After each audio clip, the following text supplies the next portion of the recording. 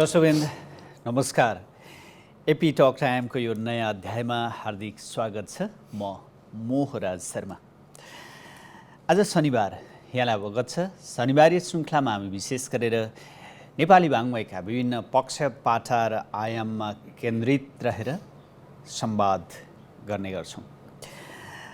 आज माघे सङ्क्रान्ति, मकर सङ्क्रान्ति अनि तराईका अधिकांश जिल्लामा माघीको रूपमा पनि मनाउने प्रचलन छ। आज हामी माघीको सन्दर्भमा माघीको सांस्कृतिक पक्षसँगै नेपाली लोक वाङ्मय, लोक संस्कृति, लोक परम्परासँग हाम्रो जीवन पद्धति कसरी जोडिएको छ र यसले हाम्रो जीवनलाई कसरी प्रतिनिधित्व गर्छ र यसमा संरक्षण प्रवर्धनका लागि भएका पहल प्रयत्न, हाम्रो अवस्था, लोक संस्कृति, लोक परम्परा, लोक सभ्यतामा आज हामी केन्द्रित रहेर संवाद गर्नेछौँ। र हामीसँग हुनुहुन्छ प्राध्यापक डाक्टर कुसुमाकर न्यौपाने, लोक संस्कृतिविद। उहाँ चाहिँ पृथ्वीनारायण क्याम्पसको नेपाली विभागको प्रमुख हुनुहुन्छ। उहाँका लोक संस्कृति सम्बन्धी 7वटा कृति प्रकाशित छन्। कास्की जिल्लामा प्रचलित लोकगीतमा वृक्ष, वनस्पति र वन, लोकगीतमा वनस्पति अथवा वन अथवा वृक्ष कसरी जोडिरहेको छ भन्ने विषयमा केन्द्रित एउटा पुस्तक। गोपीचन्द लोकनाटक, बागलुङको अमरभूमिमा प्रख्यात लोकनाटकको बारेमा गोपीचन्द लोकनाटक 2065 सालमा प्रकाशित कृति हो। लोक रामायण 2065 सालमा। त्यसै गरी कस्कली जात जाति र उखान 2069 सालमा उहाँको कृति प्रकाशित भएको छ। त्यसै गरी दशावतार बालन लोकनाटक 2069, लोकगीतका सन्दर्भ, नेपाली लोक सङ्गीत, लोकगीत। यसरी लोक संस्कृतिमै आधारित भएर उहाँका 7वटा कृति प्रकाशित छन् भने यिनै लोक सभ्यता, संस्कृति, परम्परा, हाम्रा मान्यताहरूमा केन्द्रित रहेर विभिन्न 14वटा अनुसन्धान ग्रन्थ उहाँका चाहिँ प्रकाशोन्मुख छन्। दशावतार बालन लोकनाटकलाई यो साझा प्रकाशनले हिजो मात्रै 25औं साधारण सभाको सन्दर्भमा पुरस्कृत गरेको छ। दशावतार लोकनाटक, बालन लोकनाटकलाई उहाँ चाहिँ हिजो मात्रै पुरस्कृत हुनुभएको छ।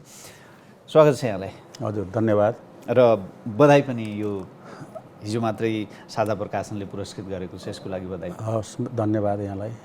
तपाईसँग ठ्याक्कै 12-13 वर्षको सन्दर्भमा दोहोऱ्याएर कुराकानी हुँदैछ। बागलुङको धौलागिरी एफएममा तपाईँसँग त्यति बेला कुराकानी भएको थियो। मलाई लाग्छ गोपीचन्द लोकनाटकको अनुसन्धानको क्रममा हामी भेट भएको थियौँ क्यारे? हो, मेरो पिएचडी को स्थलगत अध्ययनको क्रममा म त्यता घुम्दै थिएँ अनि सँगसँगै त्यति बेला गोपीचन्द लोकनाटक फेला पर्यो र म गोपीचन्द लोकनाटक सङ्कलन गरेर बागलुङ बजारमा आइपुगेका थिएँ धुलाम्मे भएर। त्यही बेलामा त्यही सन्दर्भमा कुराकानी भएको थियो। ठ्याक्कै 13 वर्षपछि तपाईँसँग कुराकानी गर्न पाइयो यसै सन्दर्भमा। खुसी लाग्छ। आज माघे सङ्क्रान्ति। हजुर, माघे सङ्क्रान्ति यसले योसँग हाम्रो संस्कृति, संस्कार, परम्परा एकातर्फ जोडिएको छ भने यसले यो पर्वलाई हिमाल, पहाड, तराईमा एउटै पर्वलाई फरक आयामबाट, फरक ढङ्गबाट पनि मनाइन्छ। यसलाई कसरी लिने? यो पर्वले देशलाई, हाम्रो संस्कृतिलाई, हामीलाई कसरी जोडेको छ? माघे सङ्क्रान्ति नेपालीहरू, समग्र नेपालीहरूको चाड हो, एउटा पर्व हो माघे सङ्क्रान्ति। हामी पहिल्यैदेखि नै माघे सङ्क्रान्ति, माघे सङ्क्रान्ति भनेर चिन्ने गऱ्यौँ। गाउँ बस्तीहरूमा माघे सङ्क्रान्ति, माघे सङ्क्रान्ति नामबाट चिन्यौँ। र यो पर्व मेचीदेखि महाकाली जहाँ जहाँ नेपालीहरूको बस्ती बस्यो र जहाँ जहाँ नेपालीहरू पुगेका छन् ती ठाउँमा यो पर्व मनाउने गरिएको छ। र सूर्य उत्तरायण, यति बेला सूर्य उत्तरायण हुन्छन् र यस बेलामा नेपालका विभिन्न जातिहरूले आफ्नो ढङ्गले यो पर्वलाई मनाउँछन्। समग्रमा माघे सङ्क्रान्ति भयो, माघे सङ्क्रान्ति पर्व भयो र हरेक जातिले आफ्नो ढङ्गले, मौलिक ढङ्गले यसको यो पर्व मनाएर रमाइलो गर्छन्। त्यस सिलसिलामा हिमालतिर एउटा ढङ्गको र पहाडतिर एउटा ढङ्गको, तराईतिर एउटा ढङ्गको, तराईका बासिन्दाहरूको माघ पर्व मनाउने तौर तरिका भिन्न खालको छ, पहाडका मानिसहरूको केही भिन्न खालको छ, फेरि हिमाल भेगतिरका मानिसहरूको पनि केही भिन्न खालको हामीले पाउँछौँ। र माघे सङ्क्रान्तिलाई खास गरेर यो हिमाली भेगतिर एउटा ढङ्गको छ भने पहाडी भेगमा हामी जाने बित्तिकै पहाडमा सबै जातिले माघे सङ्क्रान्ति पर्व भनेर मनाउँछन्। त्यसमा पनि मगर जातिले माघ्या सेलर हस पर्व भनेर मनाउँदो रहेछन् यो माघे सङ्क्रान्तिलाई। त्यो बडा रमाइलो चाडको रूपमा मगर जातिले लिन्छन्।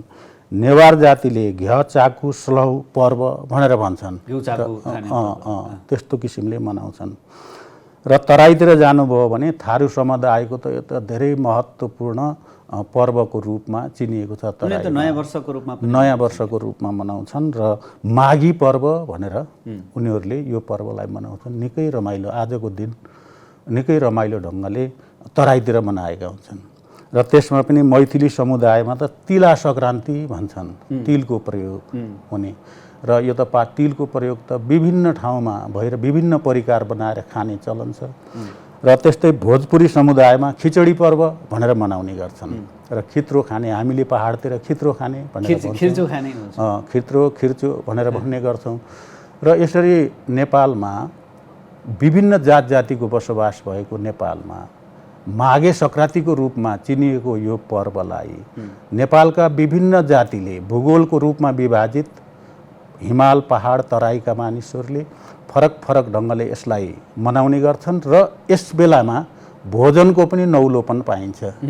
र पहाडतिर, हिमालतिर, तराईतिरको भोजनहरू पनि आजको दिनमा निकै नौलो किसिमका भोजनहरू बनाएर खाने। हिजोसम्म एउटा ढङ्गको थियो भने आज छुट्टै ढङ्गको बनाएर खाने चलन छ।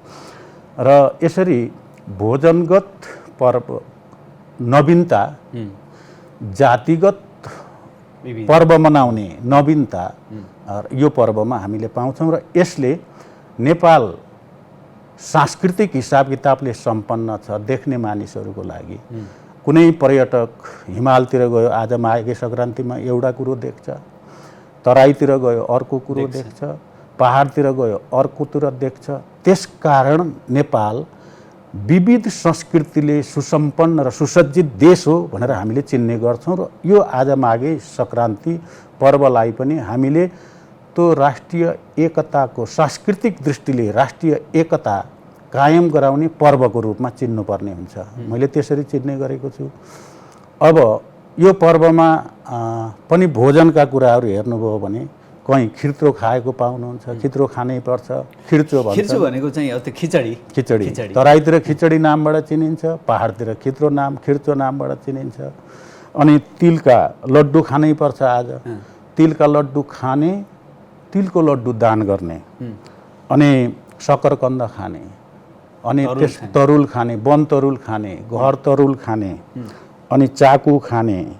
अनि त्यस्तै यी खाना खाने र यी खाना खुवाउने गरेमा के हुन्छ भन्दाखेरि यो आजै खानुपर्ने कारण के भनेर हेर्दा हामीले के पाउँछौँ भन्दा यो गति परिन्छ भन्ने हाम्रो किम्वदन्ती छ।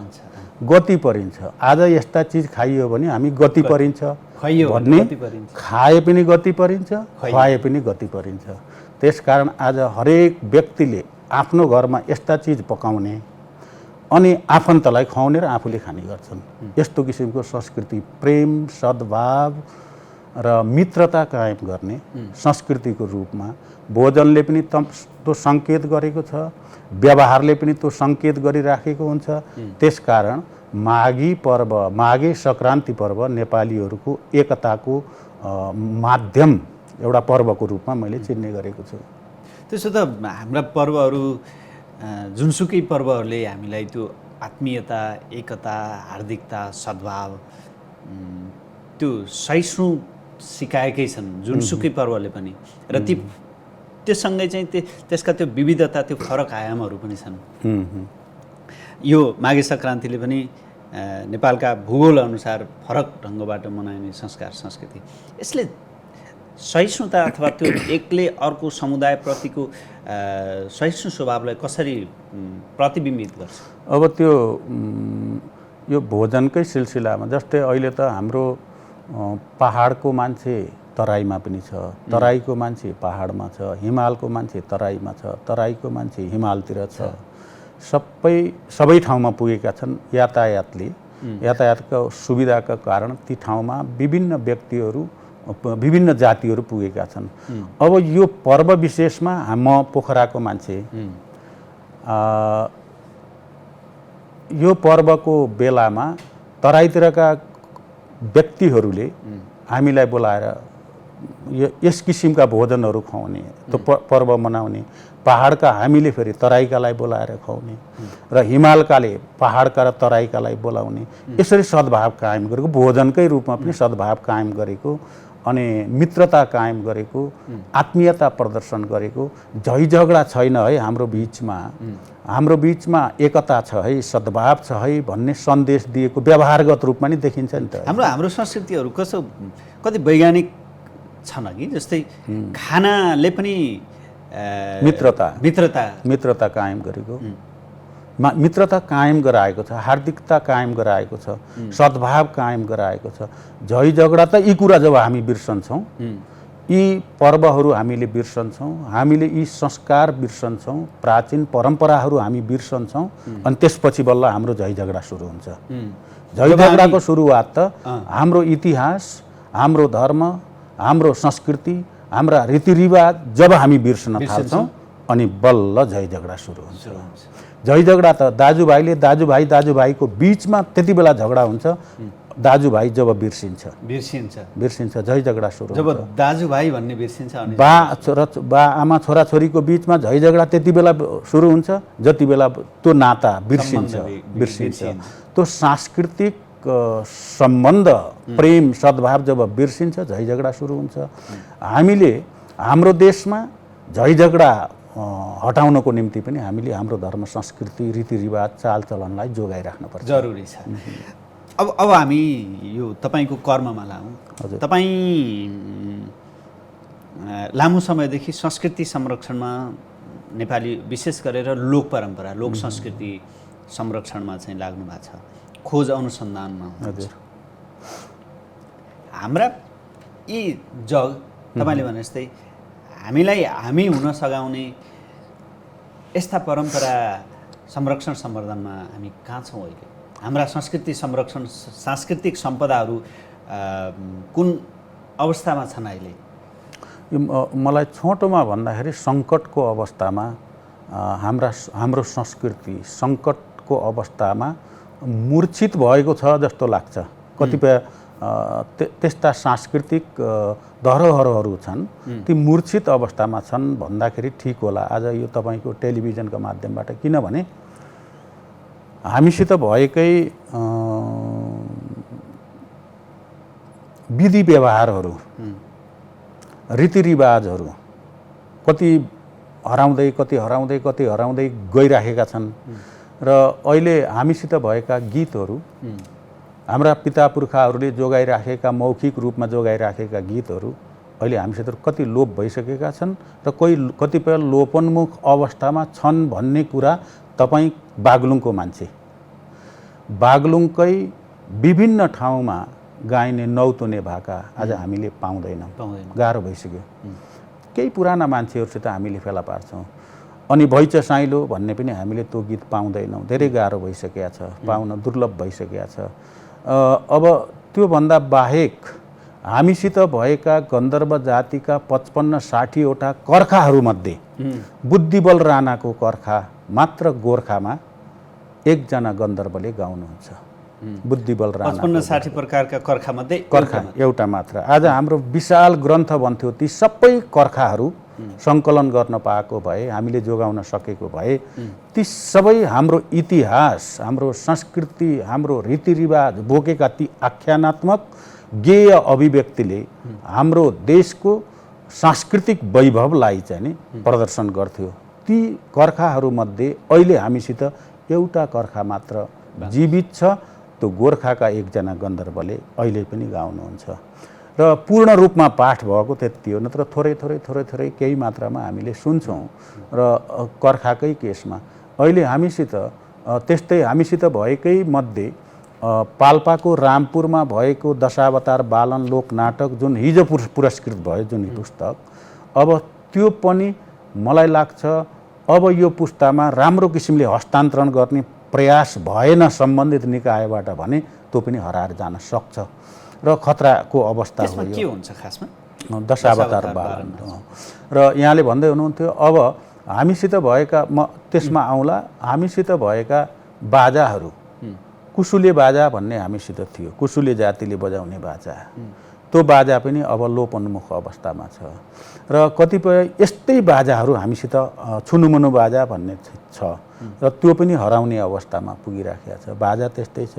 नाचहरूमा हाम्रा पिता पुर्खाहरूले, हाम्रा नेपालीहरूले जोगाइराखेका नाचहरू, हिमाली नाचहरू छन्, पहाडी नाचहरू छन्, तराईका नाचहरू छन्, जुन मुख परम्परामा जीवित भएका नाचहरू हुन्, ती पनि हराउँदैछन्। र त्यो हुँदाखेरि खतराको अवस्थामा छ र आयातित संस्कृतिप्रति लालायित भइराखेको छ हाम्रो पुस्ता।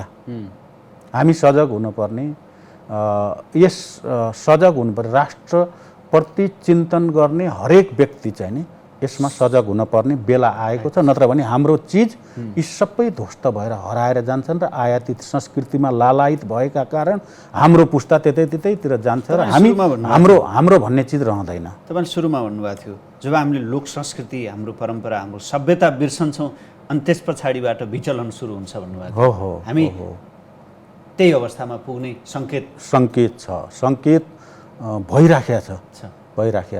अब तपाईँले जोड्दै हुनुहुन्थ्यो अहिले भर्खर। अब म तपाईँलाई तपाईँका पुस्तकमा केन्द्रित गराउँछु, एकदमै संक्षेपमा जाउँला हामी। हजुर, तपाईँले वनस्पतिसँग पनि गीतको सम्बन्ध छ, साइनो छ भनेर लेख्नु भएको छ एउटा पुस्तक। हो, कास्की जिल्लामा, विशेष गरेर कास्की जिल्लामा प्रचलित लोकगीतमा जङ्गल वनस्पतिसँगको सम्बन्ध भने यो भने कसरी सम्बन्ध छ हाम्रो गीतहरू वनस्पतिसँग?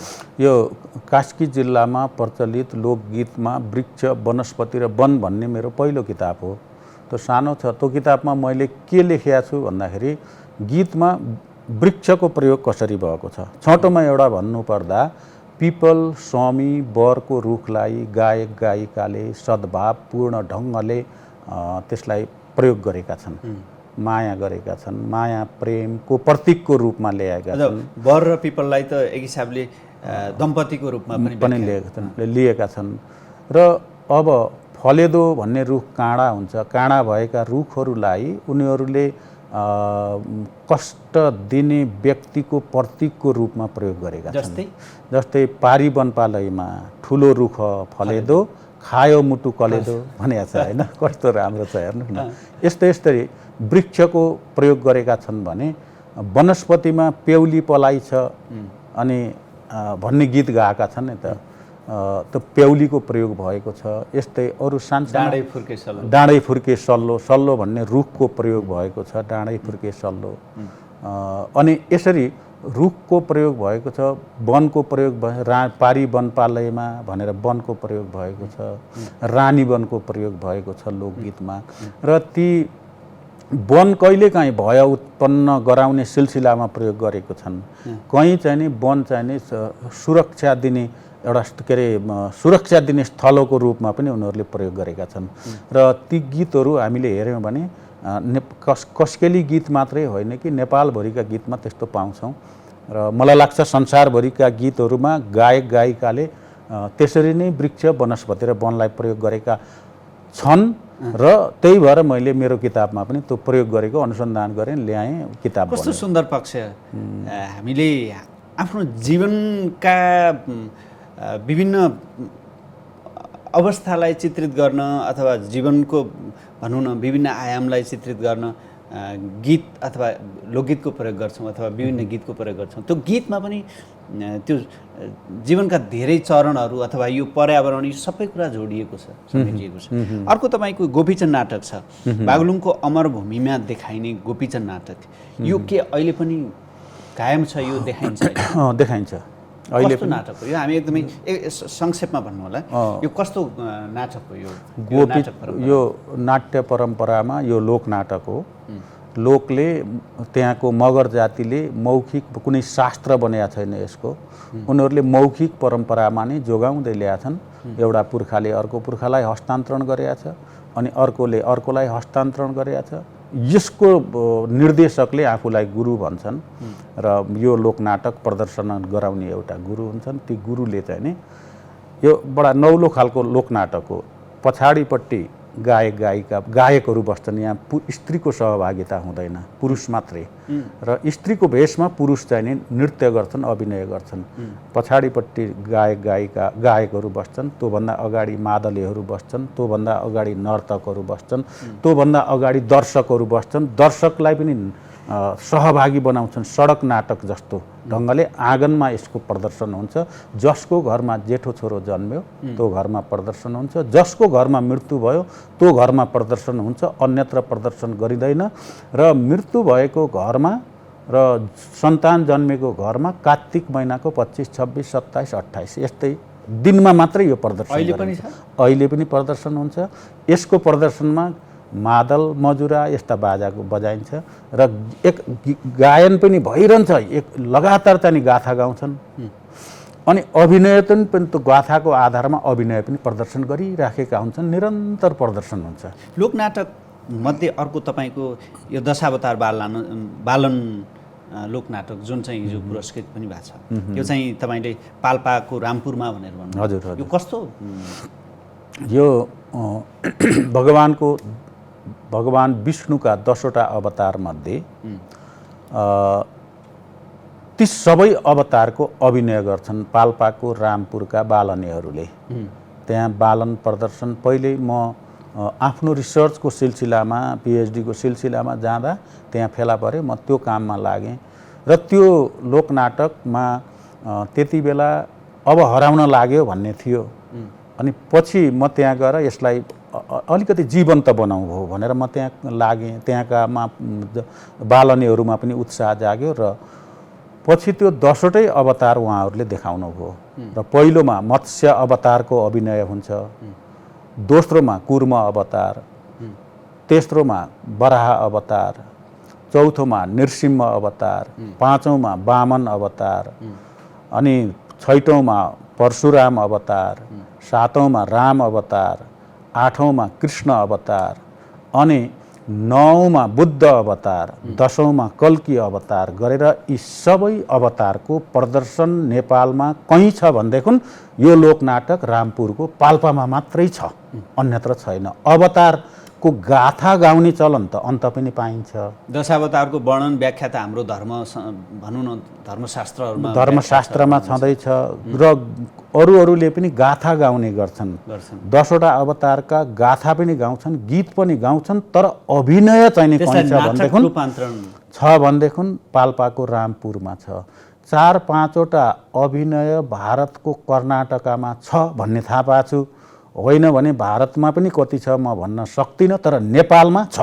नेपालमा कहाँ छ भन्दाखेरि पाल्पाको रामपुरमा 10 अवतार भगवानका 10वटै अवतारको अभिनय गरेर देखाउने कलाकार, लोक कलाकार। त्यो नयाँ पुस्तामा पुस्तान्तरण र नयाँ पुस्तामा हस्तान्तरण गराउने भनेर त्यहाँका बालने दाजुभाइहरूले र त्यहाँको नगरपालिकाले पनि पाल्पाको रामपुरको नगरपालिकाले पनि अलिकति प्रोत्साहित गर्ने, सहयोग गरिदिने गरेका कारण अहिले जुन मेयर हुनुहुन्छ र त्यहाँका स्थानीय त्यहाँका नेतृत्व पङ्क्तिहरू हुनुहुन्छ, उहाँहरूले त्यो दशावतार बालन चाहिँ नि जोगाउनुपर्छ भनेर उहाँहरू पनि लाग्नुभएको छ र त्यो अहिले पुस्ता हस्तान्तरण हुँदैछ। नयाँ पुस्ताहरूमा 8-10 वर्ष 10-15 वर्षका बालबालिकाहरूले पनि त्यसले बालकहरूले पनि त्यसलाई अभिनय गर्न थाले। स्थानीय तहले जुन सक्रियता देखाएको एउटा सकारात्मक पक्ष हो राम्रो पुस्तान्तरणको लागि। यो लोक रामायण भनेर भन्नुभएको छ, यसमा के छ? जस्तै रामायण हामीले चाहिँ वाल्मिकी रामायण, हाम्रो भानुभक्ति रामायण हामीले पढ्दै अध्ययन गर्दै सुन्दै जान्दै आएको कुरा, यसमा के छ? यो लोक रामायण मैले अर्घाखाँचीको खर्ज्याङ चिदिका भन्ने ठाउँबाट त्यहाँका गिरिपुरीहरूले गाउनुहुन्छ। गिरिपुरीहरूले गाउनुहुन्छ र त्यो रामगिरी भन्ने धेरै राम्रो गायक हुनुहुन्थ्यो, उहाँको देहावसान भयो र त्यति बेला मैले सङ्कलन गरेँ। त्यो चाहिँ नि भगवान रामका जन्मदेखि त्यो भनौँ न भगवानका रामको जीवन समग्र जीवनलाई उनीहरूले गाएका छन् र रामायणमा 7वटै काण्ड छन् भने यसमा पनि 7वटै काण्ड छन्। 7वटै काण्डमा बालकाण्ड, अयोध्याकाण्ड, अरण्यकाण्ड, किष्किन्धकाण्ड भनेर यसरी उत्तरकाण्ड यो सबै गाउँछन् उनीहरूले। तर कसरी फरक छ? र उनीहरू भानुभक्तीय रामायण चाहिँ नि छन्द शास्त्रीय छन्दमा आधारित छ र त्यो लिखित रूपमा गाइने, लिखित रूपमा प्रस्तुत भएको छ। त्यो सृजित गीत हो, सृजित एउटा कविता भयो। यो यिनीहरूले गाउने चाहिँ नि झ्याउरे छन्दमा छ, झ्याउरे छन्दमा छ र त्यो भित्र पनि अन्य विविध छन्दहरू, खेली छन्दहरू पनि, लोकगीतका अरू विविध छन्दहरू पनि छन् र यसरी लोकले एक तारे बजाएर गाउने अनि खैँजडी बजाएर गाउने यस्तो किसिमले आँगनमा बसेर, पिँढीमा बसेर अहिले पनि त्यहाँका केही व्यक्तिहरू अहिले पनि जीवित हुनुहुन्छ जसले गाउनुहुन्छ। यो तपाईँ चाहिँ नेपालभर गाइने लोकगीतहरूको बारेमा पनि अध्ययन गर्नुभएको छ। नेपालको मेचीदेखि महाकालीसम्म गाइने लोकगीतको विविधता र यसभित्रका आयामहरू के हुन्? नेपालमा लोकगीत पूर्वतिरबाट हेर्ने हो भने नेपालमा लोकगीतहरू पूर्वतिर जाने बित्तिकै हामी रसिया पाउँछौँ, पालम पाउँछौँ, पालम गीत पाउँछौँ, रसिया पाउँछौँ। अनि त्यसपछि आएर पूर्वतिर आउँदा त्यो ढोल झ्याम्टा बजाएर गाउने गीतहरू छन् हैन। अनि दाइँ हाल्दाखेरिको छुट्टै खालको गीत छ, सङ्गिनी गीत छ हामीसित पूर्वतिर भने। अनि घाँसे गीत पनि फेला पार्छौँ, काठे गीत पनि फेला पार्छौँ। त्यो घाँसे र काठे बढी मध्यमाञ्चलमा बढी प्रचलित छ। नेपालको मध्यमाञ्चल, पहिलेको मध्यमाञ्चल भनौँ न, अहिले त काठमाडौँ एरियातिर त्यो काठतिर गाइने त्यस्ता गीतहरू यता हामीले पाउँछौँ भने पश्चिमाञ्चलमा गण्डकी, लुम्बिनी, धवलागिरीमा जाँदा सालेजो, यानिमाया, सुनिमाया, साइलो दाई, रे साइलो, भैचा साइलो लगायतका गीतहरू हामीले सुन्न पाउँछौँ त्यहाँ र कौराहरू हामीले सुन्न पाउँछौँ र अनि के अरे लमजुङे भाका सुन्न पाउँछौँ जसलाई ठाडो भाका भन्छन् हैन।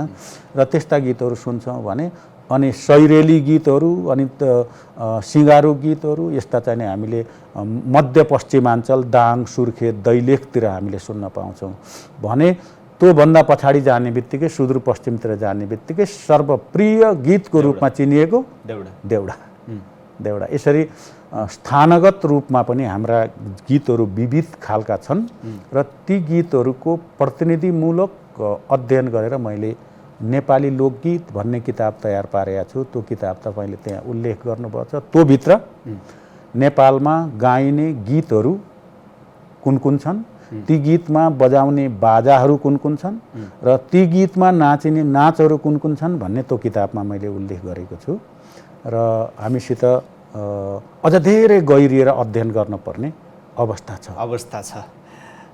आज हामी नेपाली लोकवाङ्मय, लोक संस्कृतिमा केन्द्रित रहेर संवाद गऱ्यौँ।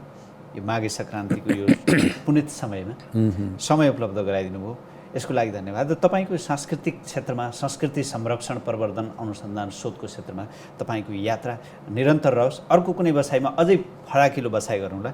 समय उपलब्ध गराइदिनु भयो, यसको लागि यहाँलाई धेरै धेरै धन्यवाद। मलाई पनि यो अवसर दिनुभयो र आफूले जानेका कुराहरू आम जनताका अगाडि पुर्याउने अवसर दिनुभयो र यसले मलाई पनि लाभान्वित बनाएको छ र आम रुचिकर सम्पूर्ण पाठक श्रोताहरूलाई पनि प्रभाव पारेको छ जस्तो लाग्छ। यो अवसरको लागि यहाँलाई र यो परिवारलाई पनि AP1 परिवारलाई पनि हार्दिक आभार व्यक्त गर्दछु। हस्।